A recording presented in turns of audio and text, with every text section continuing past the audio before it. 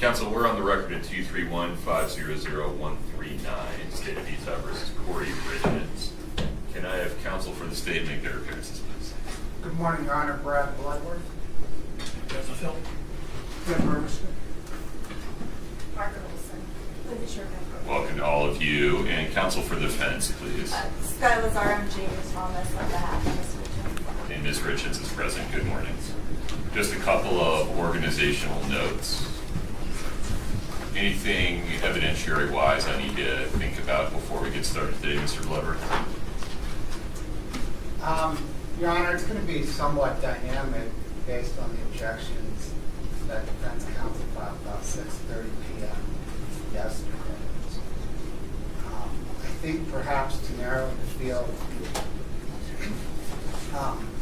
the state could move now to admit the evidence that I don't think dispute exists over, and then we can perhaps address the evidence that counsel's objecting to as of 6:30 last night.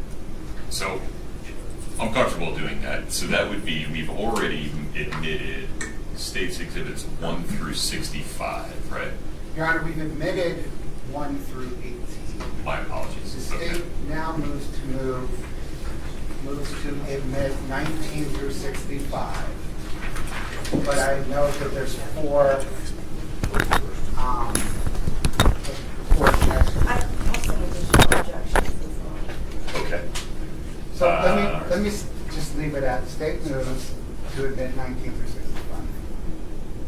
We may have to handle this in real time. Ms. Lazar, are there objections you want to handle now before foundation is laid? I'm happy that I can tell you what my objections are going to be, I guess, without addressing any foundational issues. What I don't want to do is conditionally admit things that for some reason there's no foundation for. I understand. But I would note for the court, I'm objecting to all of the text message exhibits between Mr. Grossman and the defendant. Those are 7, 29, 30, 39, 40, 41, 42, 44, 46, 50, 51. You'll forgive me that I didn't catch all That's that. fine. That's fine. We can go back through on the basis that they don't serve any relevancy to the alleged crimes.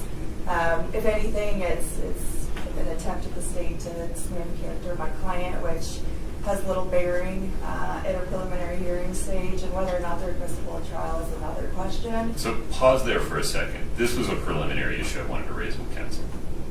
Normally this wouldn't be a problem, where I wouldn't have to be concerned about the jury pool hearing what's going on in the preliminary hearing.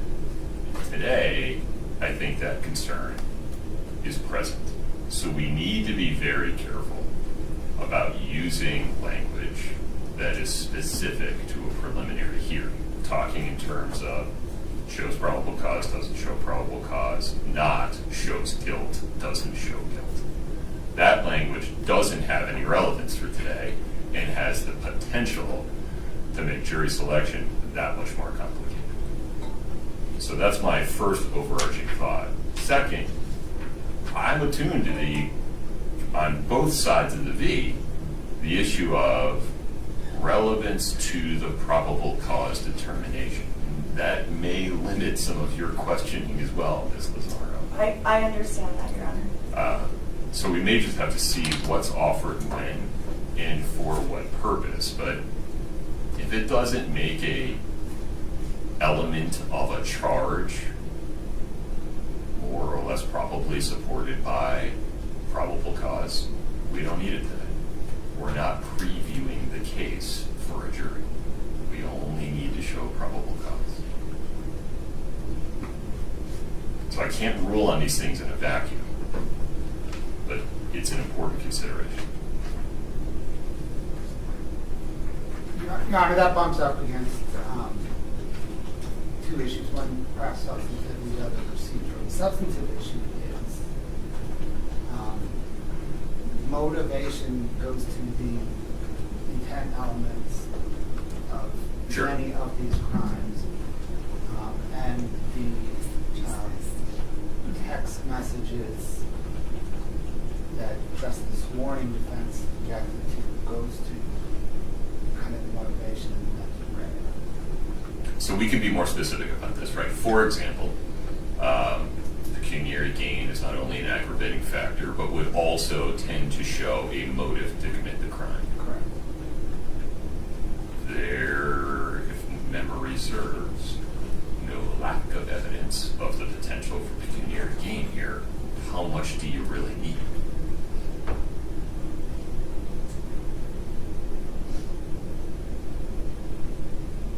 Your Honor, based on what came into evidence at the detention hearing, and what is now in evidence here at the preliminary hearing, is the transcript of the detention Right. hearing. I don't know that we need or the state intends to rehash much of that evidence. And the state is also balancing the requirement to call a witness, Sure. multiple witnesses. Yeah. And, that is a substantive requirement. Right? The state wants to sufficiently present a witness so that it's not merely an exercise of checking the block on calling witnesses. Well, let's speak about that for a second. Ms. Lazar, do you see the rule to require any more than one live witness? I don't, honestly, Your Honor. It doesn't require foundational witnesses at the preliminary hearing stage the way it was rewritten this year. So that's why I, didn't preliminarily object to Right. the testimony from the detention hearing. But as we discussed Monday, you raised a few issues.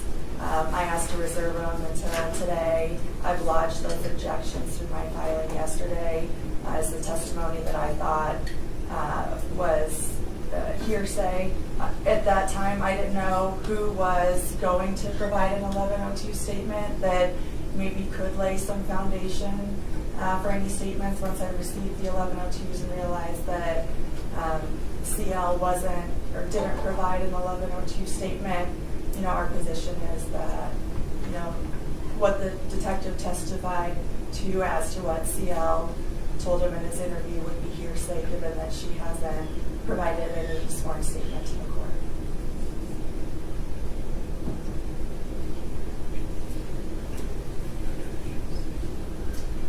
And it's my recollection under 1102, there can be reliable hearsay. And it goes through a list of things, which includes, an officer can testify about what other officers did. Right. There's a number of things that are included, but what's not included in that is unsworn witness statements or statements made to police by someone else that wouldn't have the reliability, the indicia of reliability, such as maybe an officer's statements or another officer's investigation. Your Honor, Mr. Bloodworth, help me out. I apologize. Who are the two witnesses that you intended to call today? Your Honor, Mr. Kochadimas and Ms. Karen. Right. That's consistent with what you said on Wednesday. My apologies. And Your Honor, it's consistent with what the state has told defense counsel for weeks. Who, I haven't seen the 1102s, right? Who are the 1102 declarants that you intend to admit evidence from today? Your Honor, it's witness 1, witness 2, witness 3, witness 8,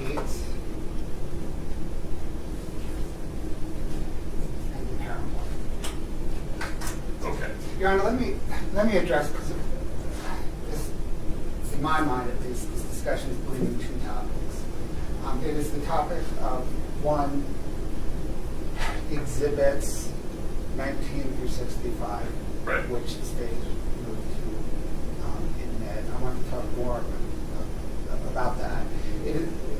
Counsel just raised exhibit 1, which the court has already admitted. I think Correct. counsel is citing the KCB vaccine right now.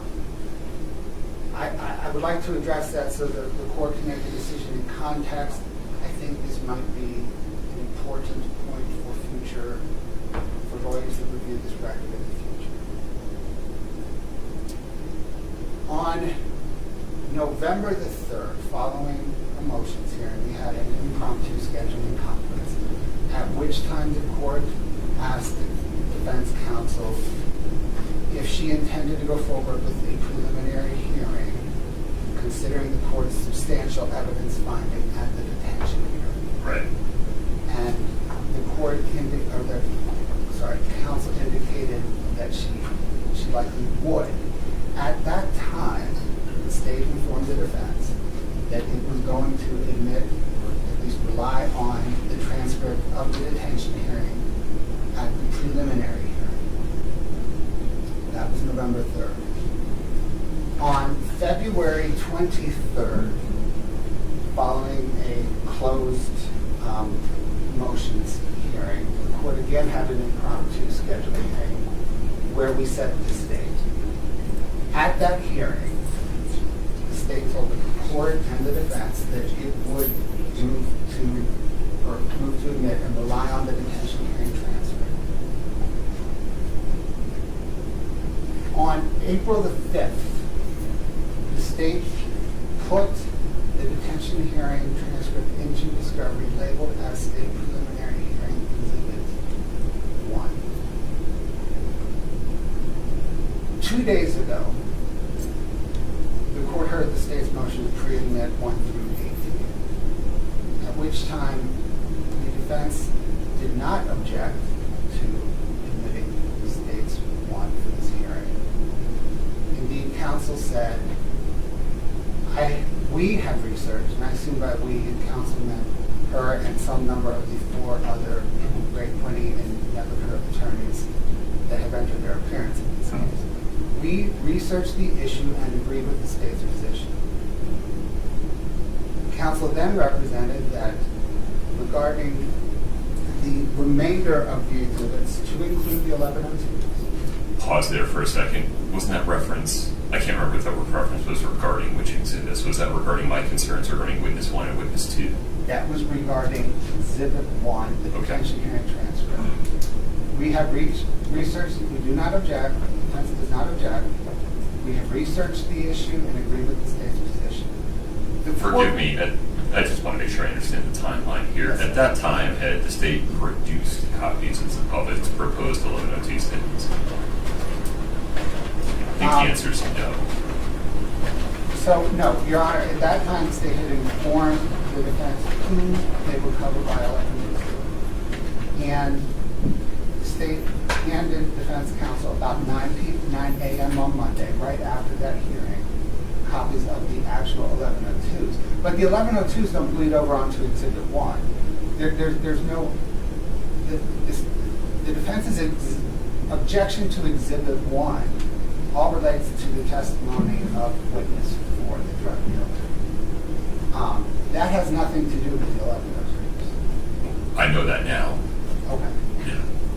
I did not know that on Monday morning. So 2 days ago, right? On Right. Monday morning, Your Honor, the state did not object to Exhibit 1, any portion of it. They said they researched it and agreed with the state's position. The court admitted 1 into evidence. On Monday, counsel also said, once we received the bench memo, which we have been over with defense for weeks, that we plan to immediately following the court's hearing on pre-admission to file, and what generally the defense could expect in that memo. Counsel said that she would file any objections to the exhibits, to the witness statements, and the docket references by close of business on Monday. Yesterday, Tuesday, at 6:30 p.m., after business hours and inside of 15 hours of this hearing, counsel filed an objection that doesn't identify the basis of the objection. Can we pause for a second? Are we talking about the same 2-page notice of objection to state's exhibits here? Right. Yes.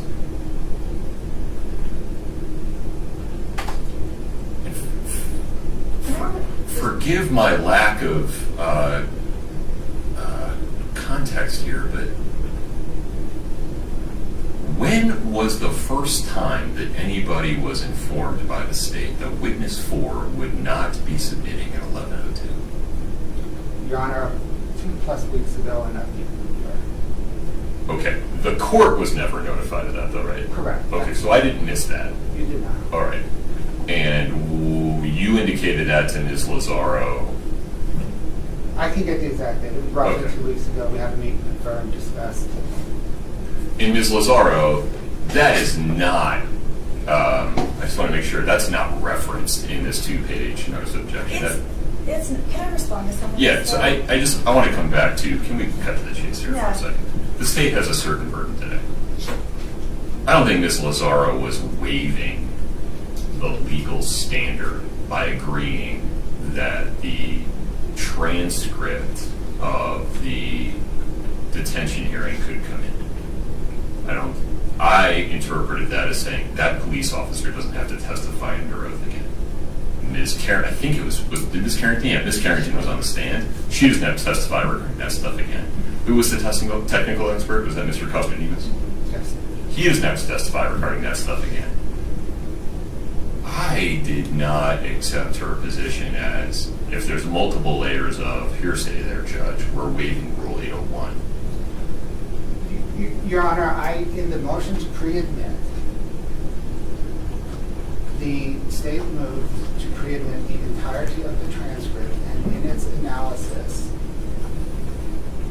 I addressed each level of hearsay to include the secondary levels of hearsay related to, in this instance, witness 4 that we're largely talking about, as well as any other layer of hearsay.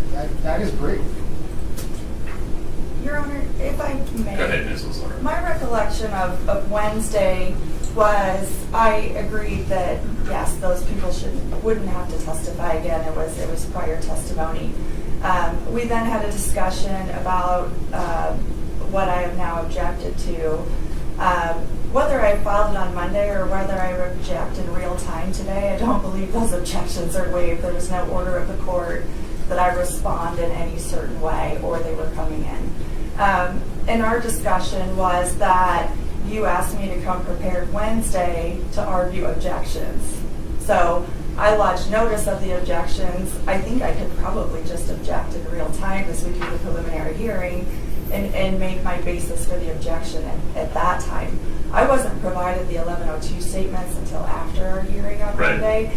I was aware that Carmen would likely not be here, or witness 4, whoever she is. CL. Would not be testifying in person, but I did expect there would be, given her involvement in this case, at least an 1102 from her. And there's not.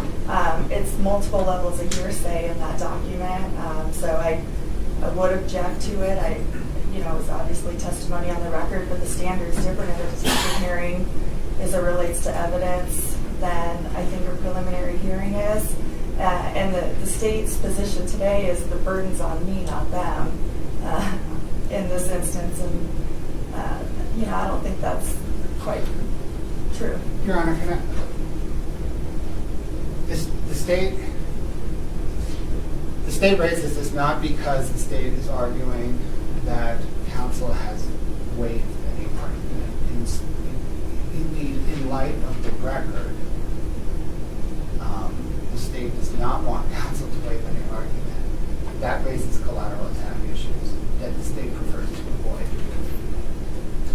The state raises this issue because, based on the court's ruling on Monday and the defense saying they would provide any objection by the end of the day Monday, and the untimeliness of the objections, the state is not arguing anything is waived. The state, rather, is arguing that the state has brought in witnesses in reliance on the admission of one in its entirety, and that... Or chose not to bring in witnesses on reliance on it. Fair. And in reliance that we wouldn't be addressing any other objections related to these exhibits. I say that because, to the extent we can, we will today. To the extent that requires witnesses that are not present or can't be brought in quickly, Right. the state may need a continuance. I understand. It seems the real issue that we're addressing right now, Ms. Lazaro, is would Ms. Richins prefer a continuance to allow the states to secure either the attendance or an 1102 from witness 4, or do you want to go forward today and waive any reliable hearsay issues related to witness 4? And if you need a moment to talk about it. Yeah, can we take a minute? Yep.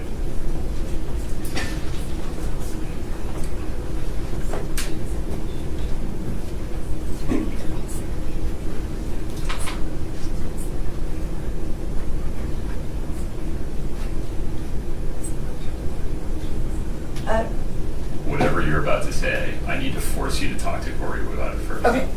Take a minute.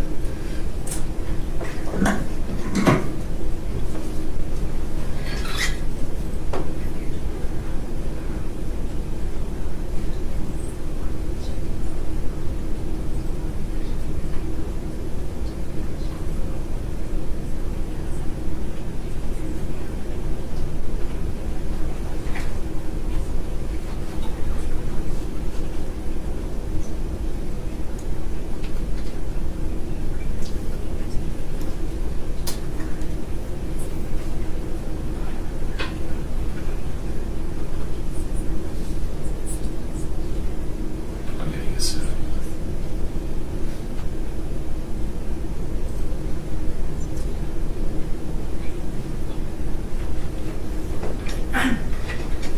Your Honor, after conferring with co-counsel and speaking with Ms. Richins, we don't waive any objection to the hearsay. There are a couple other things I would like to address though before the court makes any determination on a ruling. We can subpoena and brief this, but I intend to subpoena Ms. Lauer. The reason being, That's CL. CL, sorry. My apologies. I'll stop. I apologize. Given her involvement in this case, a limited 1102, I think, would be problematic. It also came to our attention yesterday with the 1102 statements that we were provided. One, they contain small, snapshots of witness testimony. Our biggest concern is with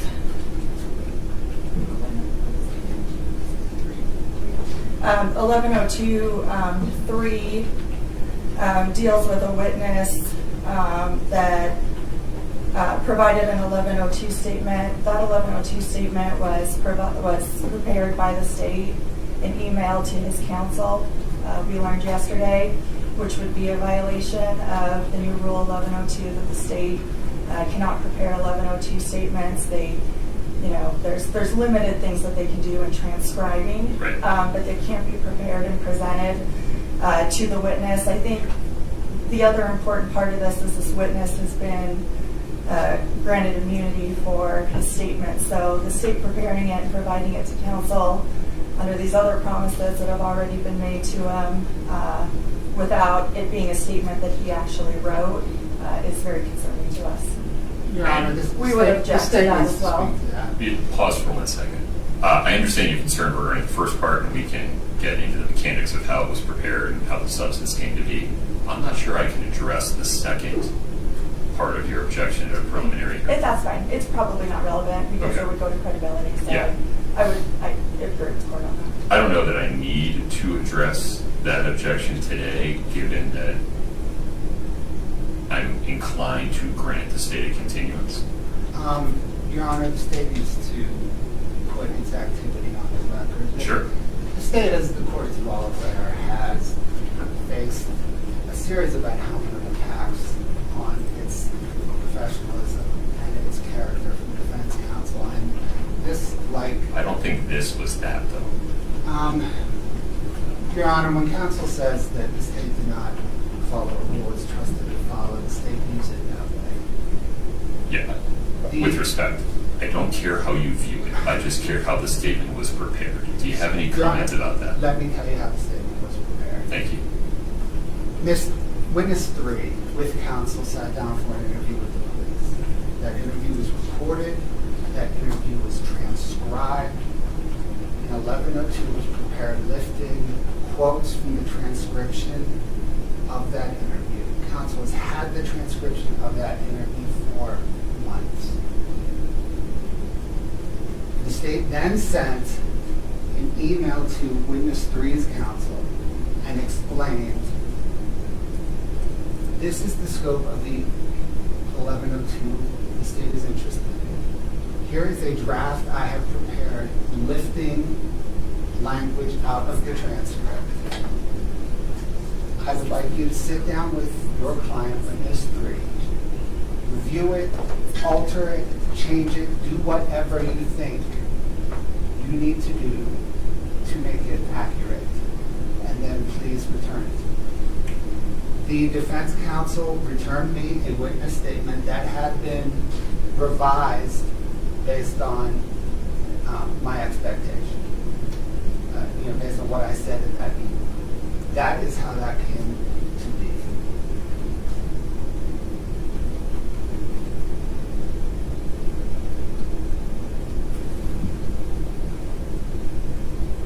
Ms. Lazaro, how do you want to make a record of this? My concern with this is that maybe it was taken from a transcript, or statements that were, but the reality was it was prepared in such a way it's limited in scope in what the state was seeking to include. I'm not aware of any changes that the state wants to, provide us communication so that we can verify My question that. was mechanical. How do you want to create a record about that? I'm objecting to the admission of that 1102 statement as it's prepared today. I don't know how else to do it. Ms. Lazaro, I haven't seen it. Okay. Your Honor, it's in the materials the state presented. And I have a paper copy here. It's Like me to approach, I can. It's witness statement tab B. Okay, one moment. Put a pin in that for a second.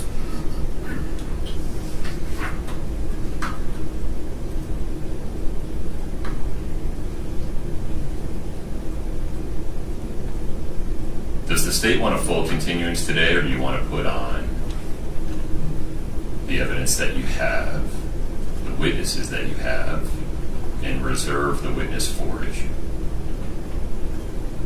I think you'd be entitled to present the reliable hearsay testimony of witness 4 through an 1102 that was properly prepared.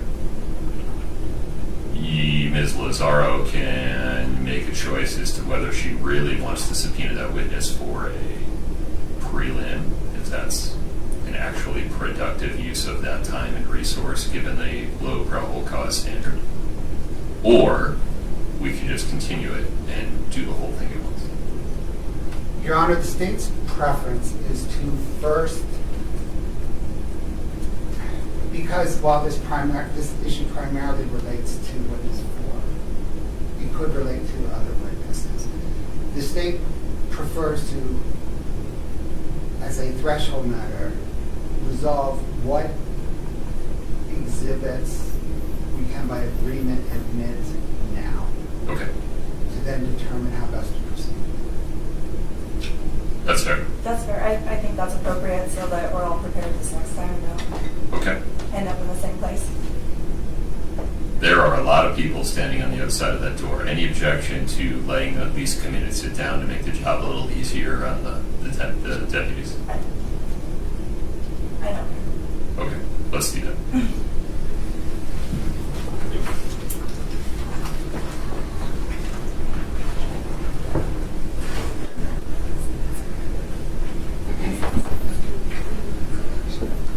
Started.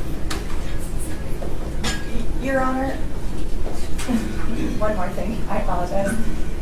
Some of these exhibits, we haven't raised an objection to at this point because if proper foundation is laid, they would likely be admissible. Our concern in pre-admitting a lot of these exhibits is without the state calling some you know, somebody. To say it is what it looks like. Yeah, I don't know how we admit that. We'll get to that in a moment.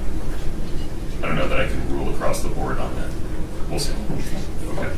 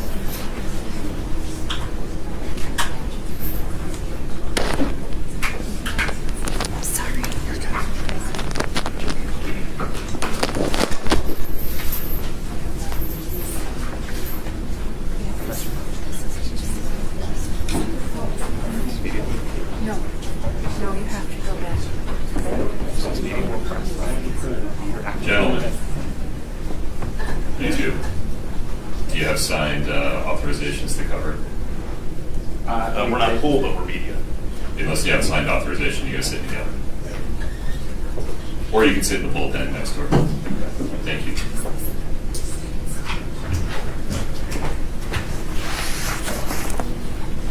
And as we go through these, Your Honor, we can split this workload up. Ms. Thomas has been, is prepared to handle anything that relates to financials. So I guess as we go through exhibits or however we do this, we may go back and forth between myself and We'll talk about procedure in a second here. You have to remember I have zero context for any of these. And so my ability to rule on these today may be today. Okay. Ladies and gentlemen, I appreciate your patience. We are on the record in 231-500-139, State of Utah versus Kouri Richins. We have been working through some evidentiary issues. We have some more work to do in that regard. Mr. Bloodworth, on behalf of the state, tell me how you'd like to start working through some of the evidentiary issues that have arisen. Your Honor, I'd like to begin by addressing the motion the state made a few minutes ago to admit 19 through 65.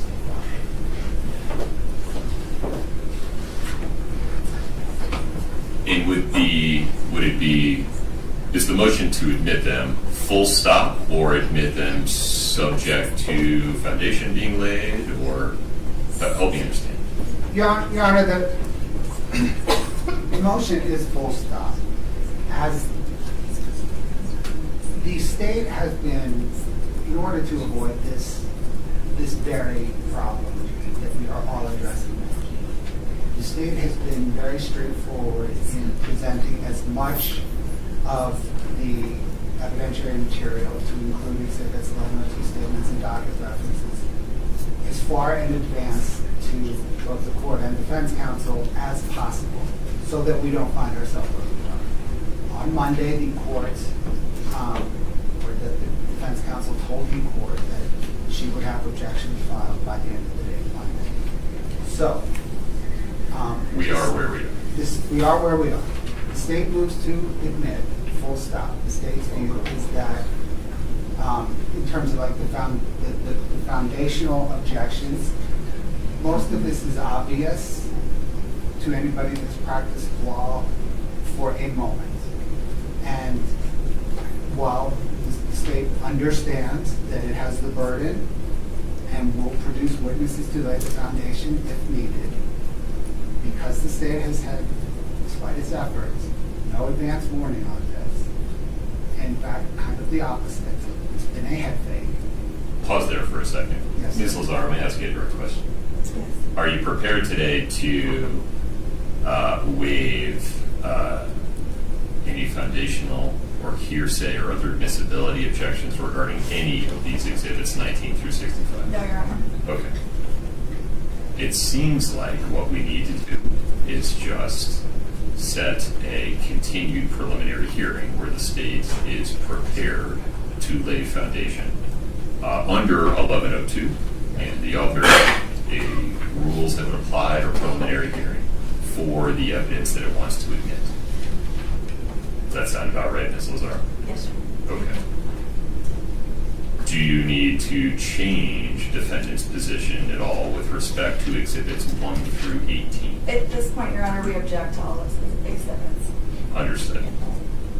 We now have a clear understanding, Mr. Clever. Okay.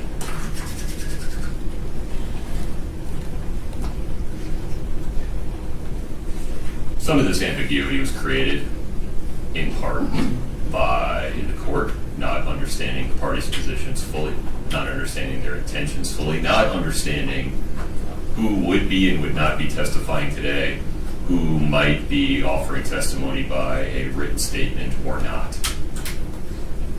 Ms. Richins is entitled to a preliminary hearing. It's a fundamental constitutional right. The state is entitled to its opportunity to show probable cause as required at a preliminary hearing. So let's talk about how to get from here to there. Putting you on the spot, Mr. Bloodworth, Yes. has a one-day preliminary hearing turned into a two-day preliminary hearing, or do you think you can do it in one day? Your Honor, it's turned into a 3-day. Maybe so. Okay, so we can block 3 days. But Ms. Lazaro, I can force you and co-counsel to sit down with the state and look through the binder, exhibit by exhibit, and at least meet and confer about whether you actually have objections. Yes, Your Honor. Okay. Ms. Richins is in custody, so I need to move whatever I need to move to make this happen. How quickly can the state be ready? Your Honor, late June. Ms. Lazaro. Your Honor,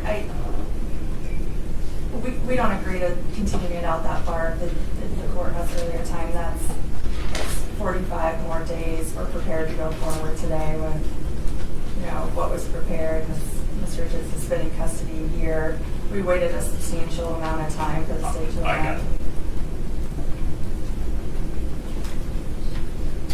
Bear with me for a moment.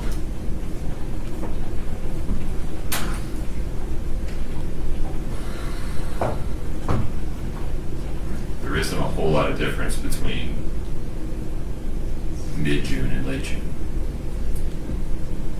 Why don't you, Ms. Lazaro, list for me the times at which you have 3 continuous days?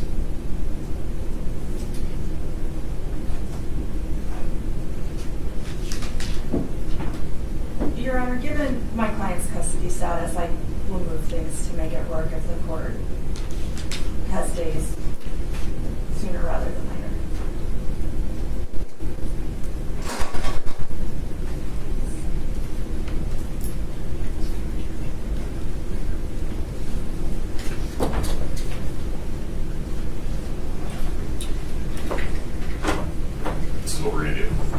give you a series of days. We're going to take a brief recess to let you all confer with your teams. I'm not asking for what you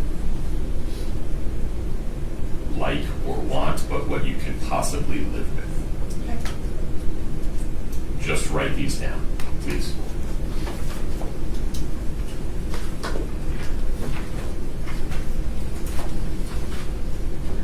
I can do it next week on Monday, Tuesday, Wednesday, or Thursday.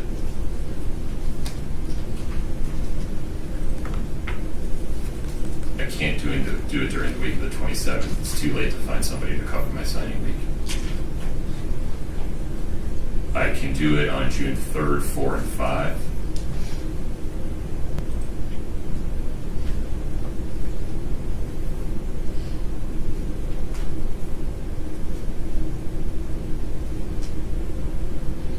I can do it on the 18th, 19th, and 20th.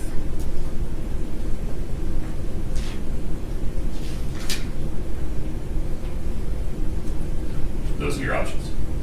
If you would confer with your teams, I'll give you a couple of minutes. Let me know what's possible.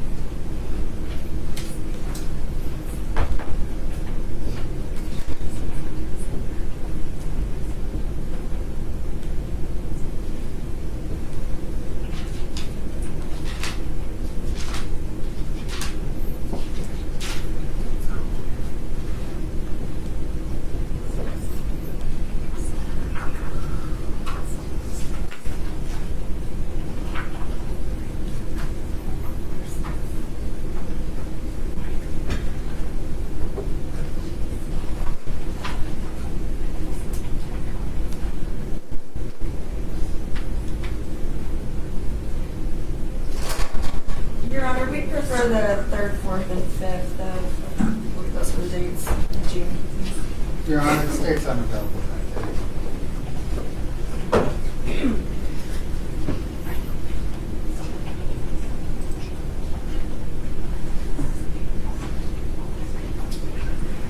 And I would just note, they do have 5 attorneys on this case. Yeah, I know, but if you've got multiple attorneys, then I wouldn't ask you to not be present. I understand. That's fine. We can- Key member of your team out of the state that day. Yeah, Your Honor, Sounds like it's me, I'm out of the country. Okay, got it. All But right. good enough. Yes. We can do the 18th through the 20th Of June. of June. Let me just ask you a quick question. If I found somebody to cover my signing week, are you available on the 28th, 29th, and 30th? Yes. Your Honor, Or are you also out of I'm out of the Okay. country. Understood. 2 weeks. My apologies. Okay. All right. Mr. Bloodworth, Yes. is your team available, and can you make your witnesses available either in person or by 11:02 on June 18, 19, and 20? Yes, Your Honor. Is Lazaro, same question? Yes, Your Honor. Okay. Council, we are continuing today's preliminary hearing to 9 a.m. on June 18 in person. I will block the 19th and 20th as needed. When do you leave the country, Mr. Bloodworth? Your Honor, I leave the state of Utah next Tuesday. I leave the country on the 29th. Okay. Ms. Lazaro, you and the state, your team and state, my apologies, need to meet and confer. I would normally say in person, but I trust you all to be reasonable about this. Judge, the 19th is a holiday. It's not the day that it's observed. Okay. It's observed on the 17th. Thank you. Okay. I'm 99.9% sure that I'm correct about that. Hold on a second. Yeah, right, okay. Yeah, Juneteenth is observed on Monday the 17th. Okay. Thank you, Izzy. Mr. Bloodworth, by the end of the week, you and your team and Ms. Lazzaro's team need to meet and confer regarding potential objections to the state's exhibits 1 through 65 and 1102 statements that are currently in the state's possession, understanding that there may be more coming. We're not going to limit the state to only using the 1102 statements that are in its current possession. Make sense? Yes, Your Honor, it does. Ms. Lazzaro, anything else on the record today? No. Mr. Bloodworth? No. Okay. Ms. Richins, I'll see you back on June 18 at 9 a.m. I wish you the best of luck. Court's in recess. Please follow the deputy's instructions as you file out. I wish you all the very best. Thank you.